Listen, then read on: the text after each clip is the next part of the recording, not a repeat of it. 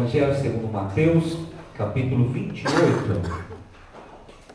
Evangelho segundo Mateus, capítulo 28. Nós vamos ler os últimos versículos, do 16 ao 20. Evangelho segundo Mateus, capítulo 28, do verso 16 ao verso 20. E o texto diz assim: Seguiram os 11 discípulos para a Galiléia, para o monte que Jesus lhes designara. E quando ouviram, adoraram, mas alguns duvidaram.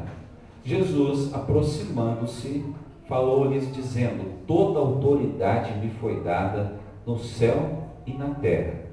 E de, portanto, fazei discípulos de todas as nações, batizando-os em nome do Pai, e do Filho e do Espírito Santo, ensinando-os a guardar todas as coisas que vos tenho ordenado. E eis que estou convosco todos os dias, até a consumação do século. Amém. Há uma palavra muito presente atualmente, talvez até mais do que nós gostamos, é a palavra crise. A gente ouve falar muito em crise, de uns tempos para cá, repetidamente, crise, crise, crise. A definição de crise ela é definida como um ponto entre uma época de prosperidade e uma época de dificuldade. Então é esse momento onde as coisas de repente estão bem, começam a caminhar não tão bem assim, mas que vão melhorar de novo. E a crise pode acontecer para uma instituição, para uma escola, por exemplo, para um hospital, para um país, para uma igreja. Crise. Mas é interessante a gente brincar um pouco com as palavras, porque se nós tirarmos a palavra S do termo crise, ele vira CRI. Interessante isso. E eu penso isso de uma forma relacionada à igreja, e eu vejo que isso é muito interessante, porque se nós pararmos para pensar um pouquinho a história da igreja, eu nem vou considerar a história do Israel antigo, do Antigo Testamento, mas a história da igreja, Deus sempre criou coisas novas nos momentos das crises mais agudas da sua igreja. Se nós puxarmos um pouquinho a nossa memória, por exemplo, a igreja de Atos dos Apóstolos, quando logo no início, a primeira crise, quando os discípulos, na pessoa de Pedro e de João, foram chamados pelo Sinédrio, o mesmo tribunal que condenou e executou Jesus, e eles foram veementes, eles prenderam os discípulos e falaram: olha, não queremos, em hipótese alguma, que vocês falem mais qualquer coisa em absoluto a respeito desse tal Nazareno. E eles respondem cheios de autoridade, de intrepidez: nós vamos obedecer a Deus e não aos homens. Crise, tensão. E eles saem, pregam, e na primeira pregação, 3.000 conversões. Deus, na crise, fez algo extraordinário. A igreja caminha mais um pouquinho, e agora, por parte das autoridades judaicas, mais especificamente, a crise vai se acirrar. E eles vão lançar a mão de Estevão, o primeiro herói da fé, e a gente conhece a história, vão assassiná-lo, vão apedrejá-lo, e mais uma vez parecia um quadro de crise. A crise foi tão grande, tamanha, que a permanência dos discípulos de Jerusalém ficou insustentável. E a palavra da vez era dispersão. Eles foram obrigados a sair, foram dispersos, e algo que poderia ser o fim da igreja, novamente a mão de Deus alavancando a igreja no meio da crise, porque a palavra diz que por onde os dispersos foram, a palavra de Deus foi cessada. O fim da igreja, das autoridades contemplarem o fim da igreja, eles assistiram a igreja se ramificar, se espalhar, chegar em todos os lugares, chegar em quase todos os lugares do mundo conhecido até então. Se nós dermos um salto na história, um salto gigantesco, e a gente for para a Idade Média, época da Reforma, talvez uma das piores crises da história da igreja. A igreja estava em crise existencial, vocacional, crise teológica. A igreja não sabia para onde ir, por que ir. A igreja perdeu a sua identidade, perdeu o foco, perdeu o objetivo. A igreja se fechou em si mesma, deixou de comunicar-se com o povo, deixou de ser bálsamo curador. E na crise, novamente, a gente conhece a história. e os levantou os pré-reformadores, os reformadores, entre o mais conhecido Martinho Lutero, e novamente a mão de Deus na crise fez algo na vida da igreja. Quando nós damos mais um salto na história e nós vamos para a criação da nossa igreja, e nós estamos completando, dia de amanhã, os 114 anos da igreja, novamente, crise na vida da igreja. Primeiro, uma crise também de identidade. A igreja precisava de independência. A igreja queria autonomia para deixar de ser um campo missionário e ela passar a governar, a administrar, inclusive, os seus próprios recursos, que eram administrados de forma parcial. Então havia uma tensão. Nós estamos prontos, estamos preparados, queremos caminhar, queremos administrar aquilo que é nosso, sentimos esse chamado, esse desejo. Crise, criou-se uma tensão. O segundo momento também de crise, onde também aumentou a tensão, a crise no que diz respeito ao ensino.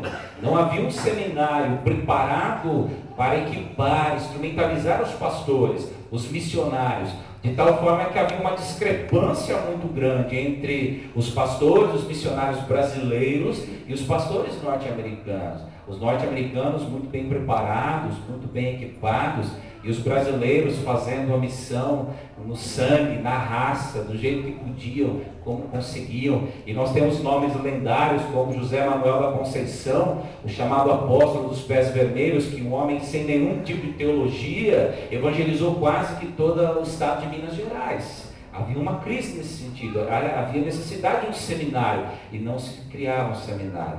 E talvez aqui foi uma mais aguda, o ponto mais agudo nessa crise, novamente a crise bíblica teológica, a questão da maçonaria. Pois a maçonaria havia se ramificado na igreja. A maçonaria, tal como uma doença maligna, estava impregnada nas entranhas da igreja. Então Eduardo Carlos Pereira, com um grupo de um pouco mais de 20 homens, se levanta e fala: não, para nós não dá mais. Nós não admitimos mais, queremos mudanças. E ele apresenta na noite de 31 de julho, no famoso sínodo de 1903, uma plataforma exigindo que houvesse mudanças nesses três quesitos: autonomia da igreja, educação dos ministros e que fosse abolida a maçonaria do meio da igreja, declarada incompatibilidade. O evangelho não é secreto, de tal forma que não pode haver ligação com a maçonaria. E tendo a sua plataforma rechaçada, rejeitada, novamente, então, a crise se instala. E ele sai com um grupo pequeno, de quase 20 pessoas, 21 pessoas. Se não me falha a memória, 7 pastores, 19 presbíteros ou 17 presbíteros. Um grupo pequeno. Interessante é registrar nos anais da história que quando saíam, alguém disse: os que saem hoje vão voltar em poucos meses. Essa foi a profecia a respeito deles. Mas na crise Deus novamente fez algo extraordinário. E aqueles que saíram prosperaram, viram a mão de Deus, a bênção de Deus, o governo de Deus, a misericórdia de Deus, o agir de Deus, a tal forma que a igreja ganhou um apelido carinhoso de a igrejinha dos milagres. Por isso que se lembra bem. Era o 21º homem daquele grupo da Carlos Pereira. A igrejinha dos milagres. E tal foi o extraordinário que Deus fez no meio do seu povo. E a palavra de ordem foi crescimento, expansão. Abriu-se o seminário, a igreja prosperou, ramificou, se adentrou quase todos os estados do Brasil. Porém, passados 114 anos, a palavra de ordem, de novo, dos bastidores da igreja, é a tal da crise. Nós, novamente, reunidos em sínodos, reunidos em presbitério, reunidos enquanto igreja local, estamos novamente ouvindo essa palavra, a palavra crise. E novamente a crise da igreja vai desembocar em duas direções. Primeiro, também crise de identidade. O que é ser igreja numa sociedade relativista? O que é ser igreja numa sociedade que está contaminada por sincretismo religioso? Desse papinho que todos os caminhos levam a Deus, que toda religião é boa, todo lugar que fala de Deus é bom, de tal forma que eu não preciso ter pertencimento a nenhuma igreja ou a nenhum tipo de Deus. Como ser igreja nesse mundo tão confuso, de tantas vozes que falam tão forte e de forma tão contraditória no nosso coração? Como ser igreja? Qual é a identidade na igreja, nessa sociedade secularizada que diz: olha, se existe um Deus, ele é fraco e ele é quase inútil, não preciso dele. Ele que fica no céu, governando, reinando, indiferente, me deixe seguir minha vida. A secularização diz isso. Se existe um Deus, talvez, se existe um Deus, eu não preciso desse Deus. E é nesse contexto que a igreja tem que se achar e saber quem ela é. A segunda frente dessa crise é a crise de relevância. Qual a importância da igreja? Qual a importância da igreja? Qual é a diferença que a igreja faz num mundo cheio de fome, cheio de miséria, cheio de guerra, cheio de dor, cheio de injustiça? Qual a diferença que a crise faz? Qual é a relevância da igreja em um tempo de banalização da fé, onde a fé se tornou algo de comércio, algo banal, algo para gente obtusa, algo ligado ao ridículo, ligado a algo que explora? Como ser uma igreja que tem uma voz, que vai ser ouvida neste mundo? Crise. Eu creio que nós somos desafiados a repensarmos a nossa identidade, a nossa relevância, a nossa importância, como foi no tempo dos apóstolos, como foi com os reformadores, os pré-reformadores, como foi com Eduardo Carlos Pereira e a sua trupe de presbíteros e pastores, como tem sido ao longo da história na vida da igreja. A igreja é uma instituição que vai se reinventando, ou melhor, vai sendo reinventada por Deus ao longo da história, vai sendo novamente tocada, direcionada pelo Espírito Santo de Deus. Mas há essa necessidade de nos repensarmos, bem aos moldes daquilo que Jesus diz em Mateus capítulo 9, no verso 16 ao 17. Ninguém pode pôr remendo novo em rasgo velho, porque o rasgo vai ficar maior. Ninguém pode pôr vinho novo em odres velhos, porque o odre vai se romper, vai estourar, vai rasgar, e o vinho vai se perder. O vinho é o Evangelho sempre novo, pelo qual o Espírito de Deus sempre faz algo novo. E os odres são as estruturas religiosas, que por ter participação humana, envelhecem. Os odres são as estruturas eclesiásticas que podem, por vez ou outra, deixar de ser relevantes, deixar de comunicar com o seu tempo, com a sua sociedade, que podem perder a força, perder, meus irmãos, o entusiasmo, precisam ser renovadas. Nesse sentido, a gente olha para esse texto e nós aprendemos algumas coisas extraordinárias para que sejamos uma igreja saudável, para que voltemos a ser a igreja dos milagres, não a igrejinha, mas a igreja dos milagres, o povo de Deus, a igreja do Senhor Jesus, de forma saudável, simples, mas marcante, simples, mas relevante, simples, mas de uma presença que não passa desapercebido. E o segredo na crise, abro um parênteses, não é buscarmos novidades. Na hora da crise, muitos pastores, muitos conselhos, muitos presbíteros vendem a igreja para as novidades e ainda correm atrás de modelo. O modelo da televisão, o modelo do super pregador, o modelo do super isso, o modelo do super aquilo. Modelos não ajudam a igreja, valores ajudam a igreja. E esse texto traz alguns valores para nós, que nos ajudam a ter uma vida eclesiástica, uma eclesialidade dinâmica, viva, vibrante. Algumas coisas que nós não podemos esquecer. O contexto do texto. O que estava acontecendo para nós começarmos a degustar esse texto? Jesus havia ressuscitado e agora são os momentos finais do seu ministério. E ele então chama os seus discípulos e vai comissionar os seus discípulos. Mas o texto acontece com uns contornos extraordinários. O texto diz no verso 18, Jesus aproximando-se, falou-lhes dizendo: toda autoridade me foi dada no céu e na terra. Essas duas expressões, a autoridade me foi dada no céu e na terra, significa que aquele que se aproxima dos discípulos não é mais a ovelha que foi levada ao matador, mas foi aquele que ganhou o direito de se assentar ao lado de Deus. É aquele que tem o domínio universal, é aquele que derrotou na cruz principados e potestades, bem aos moldes do que diz a palavra do Senhor em Colossenses. Na cruz expoliou principados, na cruz encravou o escrito de dívida que pesava contra nós. Este que agora fala os discípulos é o Cristo vitorioso, triunfante, cujas ordens não podem ser negligenciadas, cuja palavra é de autoridade irrevogável. Chama a sua igreja e dá a maior ordem de todas. Verso 19: ide, portanto, fazei discípulos de todas as nações, batizando-os em nome do Pai, do Filho e do Espírito Santo, ensinando-os a guardar todas as coisas que vos tenho ordenado. Exatamente aqui, irmãos, finda o ministério terreno do Senhor Jesus e começa o ministério da igreja. E aí 3 coisas extraordinárias que esse texto vai nos ajudar a rememorar. Primeiro, esse texto, eu acredito, tem a ver com a nossa identidade.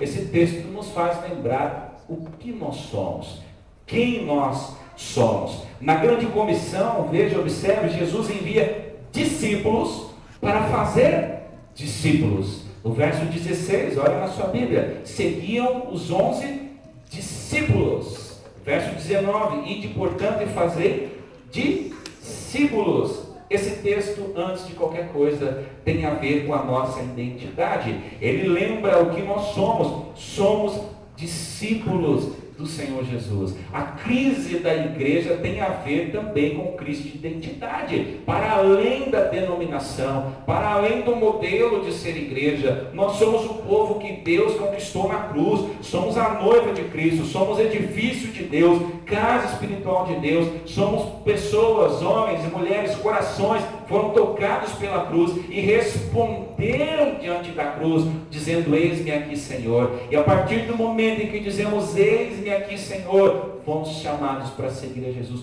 como discípulos. Somos discípulos do Senhor Jesus. A igreja não é uma denominação somente. Para além da denominação, nós precisamos reacender essa verdade bíblica no nosso coração. Não fomos chamados para sermos membros da igreja, mas para sermos discípulos do Mestre. Quando nós falamos em ser discípulo, discípula, nós vamos saber o que não é ser discípulo, porque há uma confusão muito grande na igreja, o que é e o que não é. E o que não é passou a ser, e o que tinha que ser não é mais. Há uma grande confusão. Primeiro, ser discípulo não é ser simpatizante de Cristo, simpatizante do Evangelho. Muita gente simpatiza com o Evangelho. Que mensagem linda, que mensagem maravilhosa, que mensagem humana maravilhosa, que humaniza o ser humano, que mensagem cheia de alto astral, que mensagem positiva. Eu posso ser um simpatizante, mas não ser discípulo de Jesus, ter comoção, mas não ter adesão, não ter entrega. E o que nós vemos hoje é muita comoção, mas quase nenhuma adesão, quase nenhuma entrega, compromisso. Ser discípulo não é ser simpatizante. Ser discípulo não é ser admirador de Jesus. Muita gente tem grande admiração por Jesus. Se você parar qualquer pessoa que desce aí lá dele e perguntar quem foi Jesus, meu Deus, Jesus foi uma pessoa excepcional, Jesus foi extraordinário, Jesus amou todo mundo, Jesus fez o bem para todo mundo, Jesus foi bonzinho para todo mundo, Jesus recebeu todo mundo, Jesus cura todo mundo, curou todo mundo.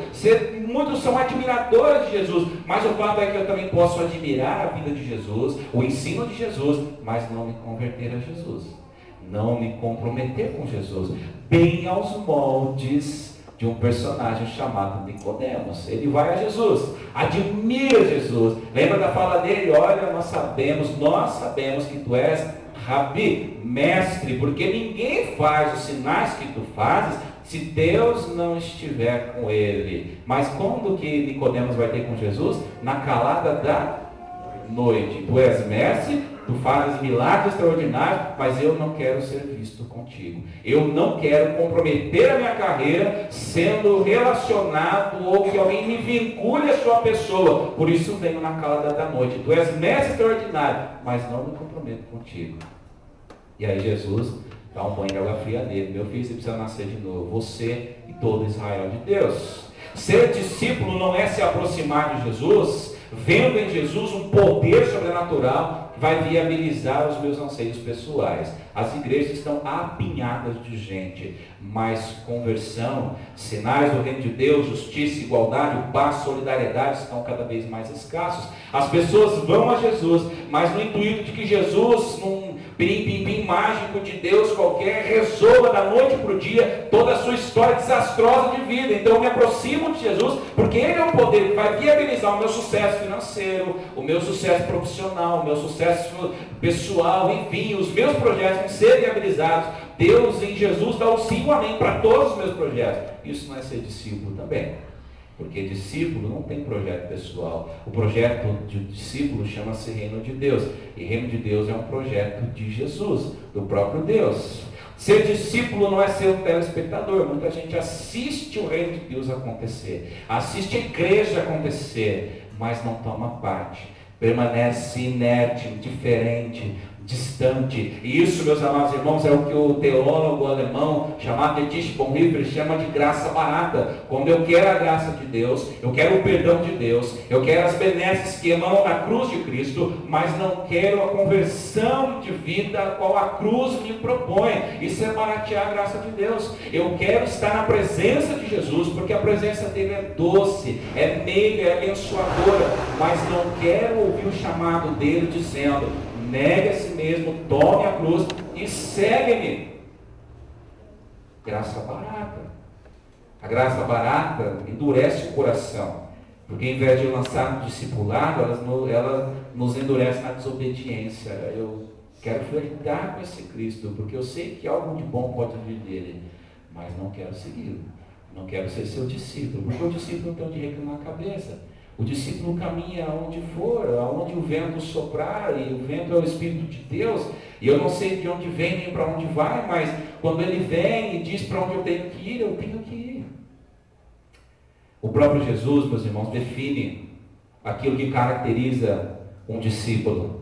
Mateus 16, 24 e 25, então disse aos seus discípulos: se alguém quer vir após mim, negue a si mesmo, tome a sua cruz e siga-me. Quem quiser salvar a sua vida por amor de mim, perdê-la-á. Mas quem perder a sua vida por amor de mim, achá-la-á. O discípulo é aquele que nega a si mesmo. Só pode ser discípulo aquele cuja vontade própria já morreu. Porque obedecer à vontade de Cristo é morrer para mim mesmo, todos os dias. Para o discípulo, a autonegação consiste numa vida cristocêntrica, no qual Cristo é o centro, não os meus projetos, não os meus anseios, não as minhas necessidades. Cristo é o centro da minha vida. Consiste em focar somente naquele que segue adiante. A autonegação significa olhar para adiante e ouvir o coração dizer: ele vai adiante, segue-o.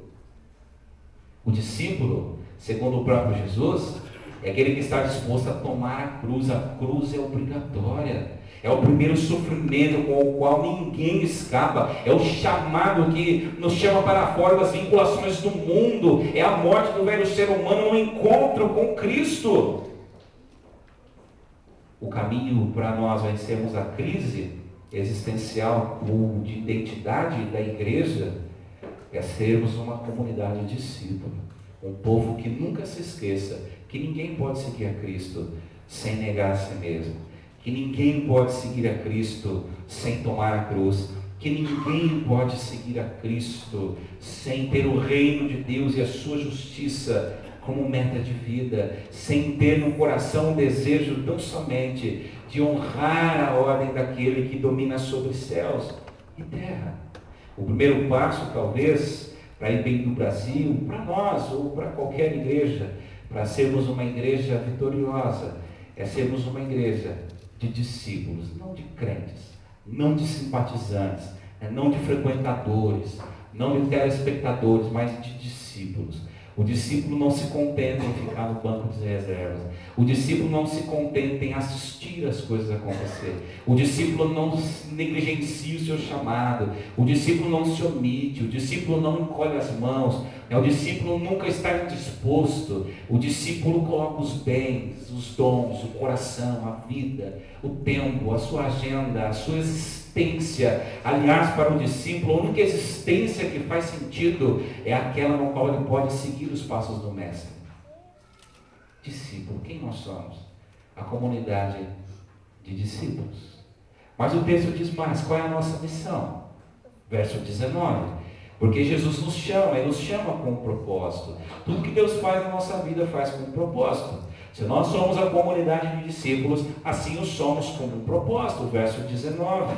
Ide, portanto, fazei discípulos de todas as nações. A crise da igreja também está relacionada à relativização da sua missão. A nossa missão é fazer discípulos. Ser e fazer discípulos, meu irmão, é ponto da nossa missão, é a dinâmica do nosso dia, é mandamento de Deus, é ordem de Deus. E aí eu convido você a pensar algo assustador, como nós relativizamos a nossa missão ao longo dos séculos, do tempo. Desde o início, Jesus instituiu o discipulado como dinâmica central da vida da igreja. Então o pensamento é: se eu sou discípulo e eu não estou fazendo discípulo, eu não estou fazendo isso direito.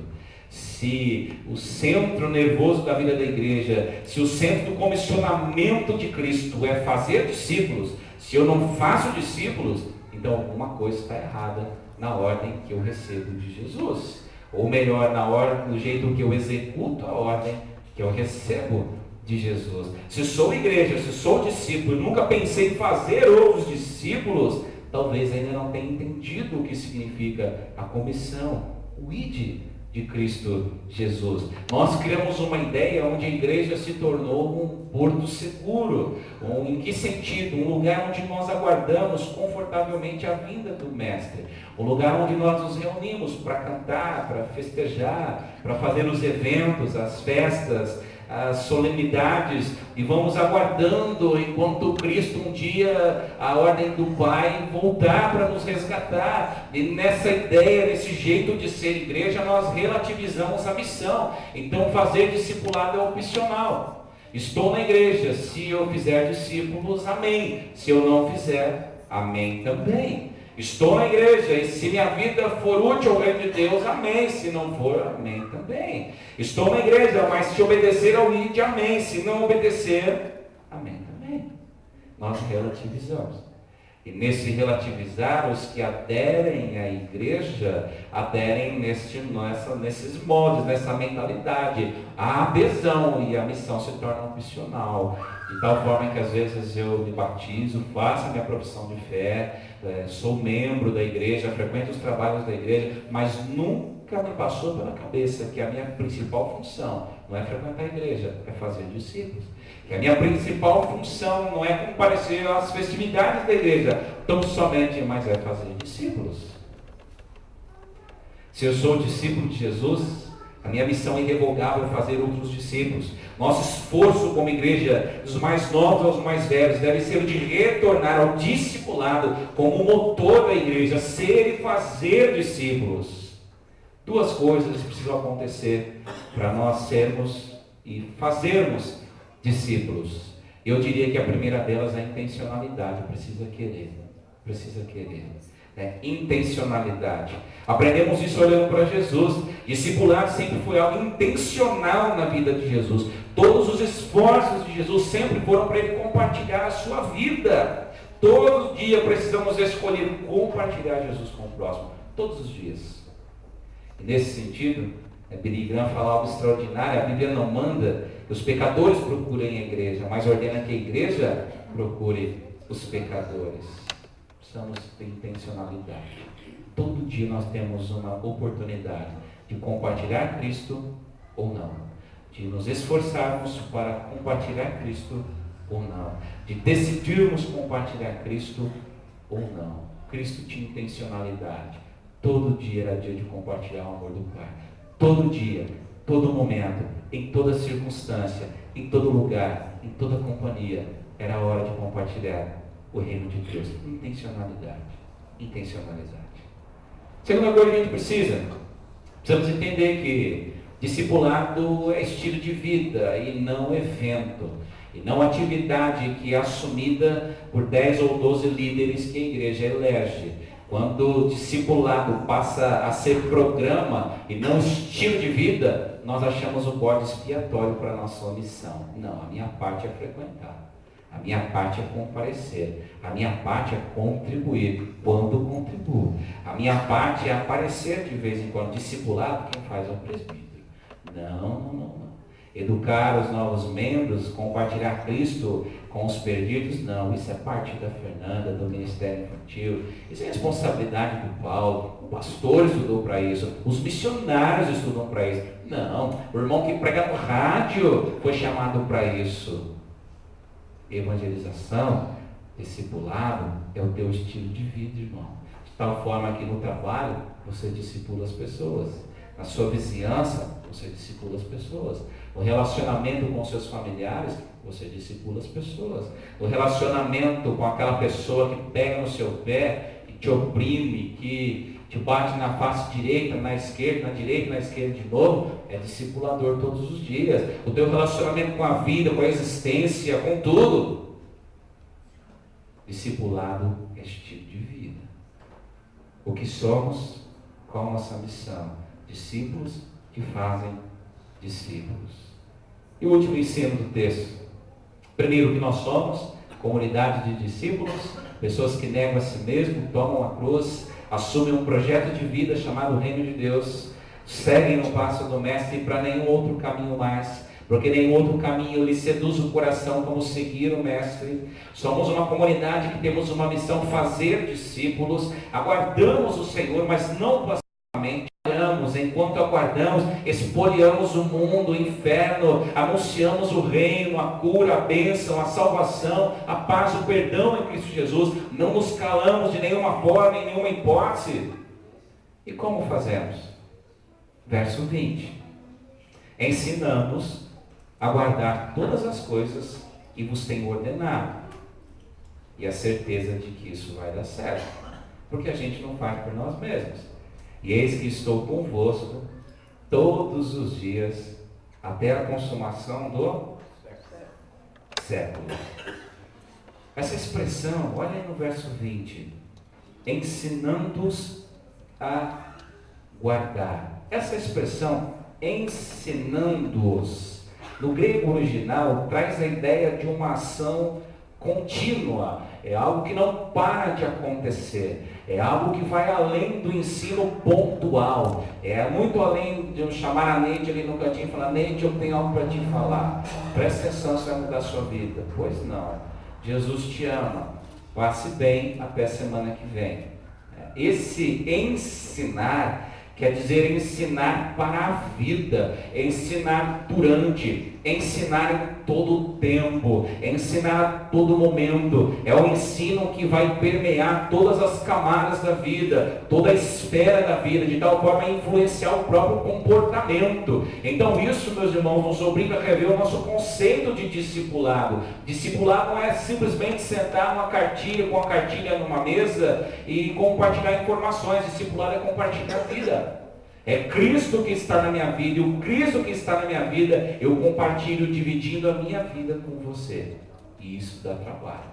Isso dá muito trabalho. É algo que exige que eu gaste tempo para ensinar. Isso nos faz rever a nossa posição. Eu não faço discipulado apenas compartilhando o que eu digo, mas ensinando o que eu faço, com o que eu faço.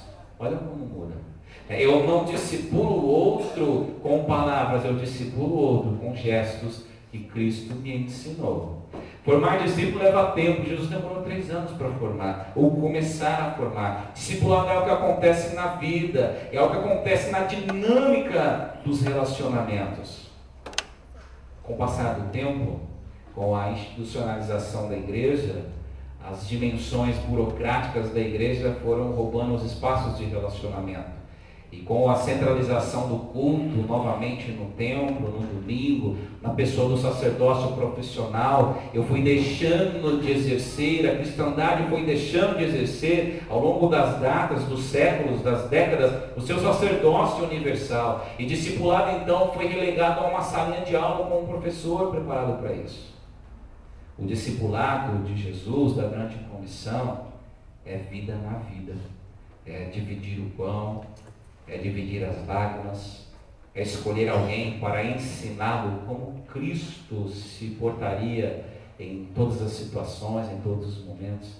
É ensinar com a vida, é ensinar com aquilo que eu defendo, é ensinar com os valores que transpiram através das minhas atitudes.